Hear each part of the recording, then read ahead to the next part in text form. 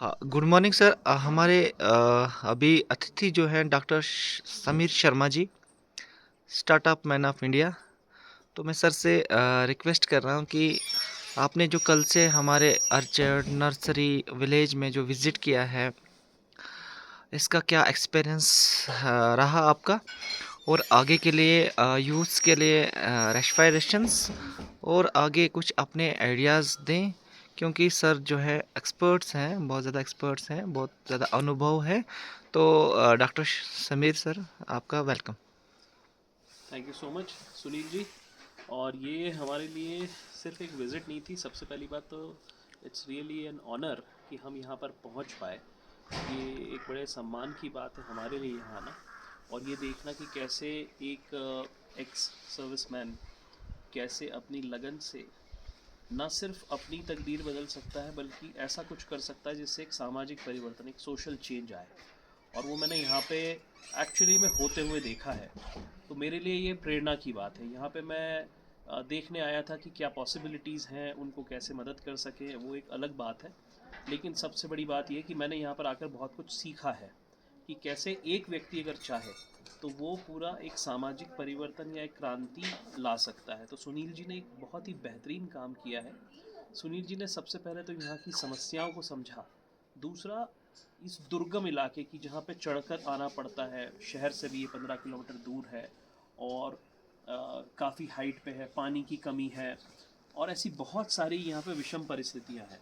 उसके बावजूद उन्होंने सभी परिस्थितियों को अवसर में बदला है।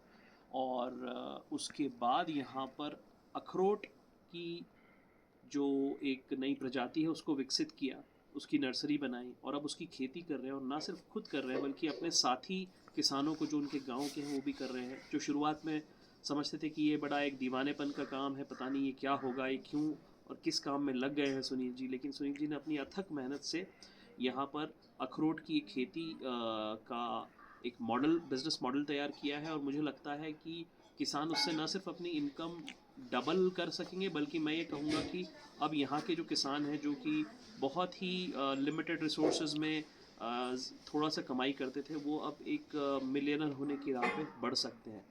सुनील जी का एक और बहुत अच्छा जो ख्वाब है, और वो ये है कि किस तरीके से इस अखरोट की खेती को इन सभी ठंडे प्रदेशों के किसानों तक पहुंचाया जाए। तो वो उनके लिए न सिर्फ बहुत ज़्यादा फ़ायदेमंद होगी बल्कि मेहनत भी कम है, और दूसरा उसमें रिसोर्सेज भी एक लेवल के बाद बहुत ही कम, और मेंटेनेंस बिल्कुल कम है।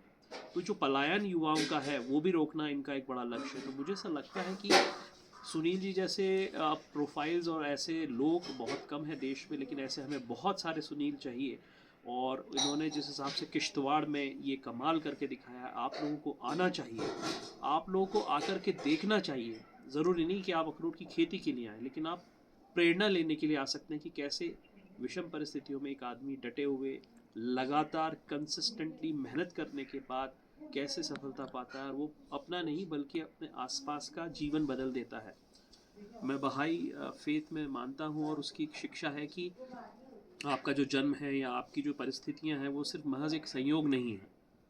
आपको किसी जगह पे अगर भेजा गया है ईश्वर के द्वारा, तो वो आपके और आपके आसपास के लोगों के जीवन में उत्थान और परिवर्तन लाने के लिए भेजा जाता है।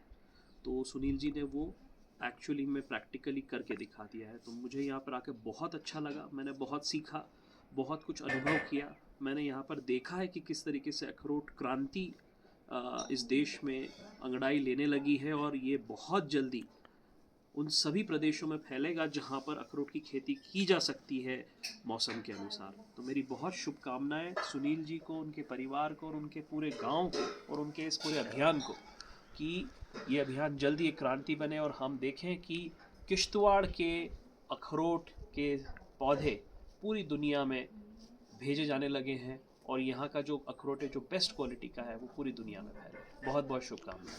Thank you sir.